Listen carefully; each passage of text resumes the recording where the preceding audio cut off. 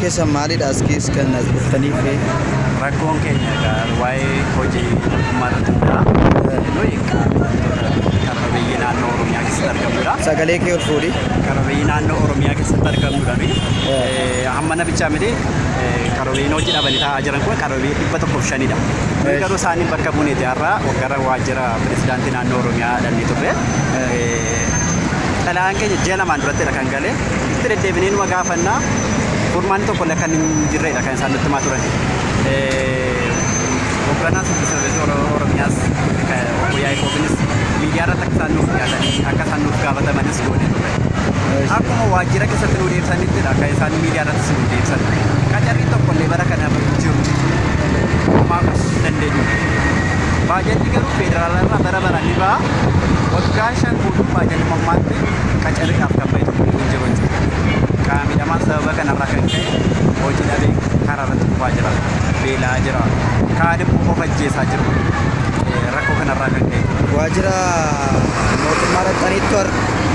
Amma sammaa kana waajjira pirezidaantii naannoo Oromiyaa irraa dhufaa irra sammaa kana. Furmaata waan dhabneefitu amma iddoo kanatti dhufnee akka argannu murteessinee dhufne jechuudha. Maaliif carraa nuyi qabnu uummannis akka nu beeku. Mootummaanis asirratti akka of ilaalchu barbaanne. Maaliif yeroo nuyi dandeenye waajjira isaanii haasofsifnu deebii tokko illee nuuf kennuudhaaf fedhan qaban. Kominikeeshinii pirezidaantii Oromiyaa kan ta'e obbo Qanaa kan jedhaman pirezidaantii Tolu Dubarsaa obbo Shimallisin akka nuyi haasofsifnu face to face isaanii gaaffii keenya akka isaanitti akka dhiyeeffannu jennaan isin pirotookoolii guutuun qabdan isaanitti haasa'uudhaaf. Deebiis immoo nuyi aangoyyuu hin qabnu isaanitti osoo oolchisin dabarsuudhaaf. Kanaafiyyuu furmaata tokko nu bira hin jiru akka dhufteetti deebi'aa galaa hin jennaan osoo hin jaallatin dhufnee iddoo kanatti argamne jechuudha. Amma sitti dhufee erga dhuftanii namni rakkoo keessan isin gaafate hin jiru. Namni tokko illee namni gaafate illee tokko illee hin jiru jechuudha. Amma erga as dhuftanii sa'aatii meeqa ta'e? Amma akka sa'aatiin akka Itoophiyaatti sa'a tokko. Sa'aatii 6dha.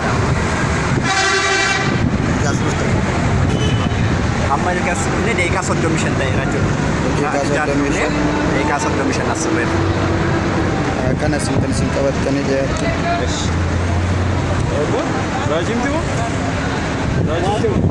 Rakkoo keessan miidiyaa irra isiniif oolchina. Waraqaanis dabalanii haasa'uu akka sana irraa kan Eshi.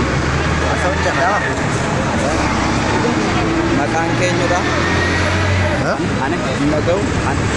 Ana Maqaan keenya. Ani maqaan koo Abditaa Nagaasaan jedhama. Kan irraa eebbifames Baahir Daar Yuunivarsiitii irraa innaa ta'u amma immoo ergan Siraajot godhee lafa taa'uu ergan jalqabe waggaa tokko darbeera jechuudha. 2013 kanan bahe. Harmi caalaan isaanii immoo 2009 kan eebbifamanis nu keessa jiru jechuudha. 2009 eebbifamanii amma irraatti illee carraa qacarrii hojii kan argatan.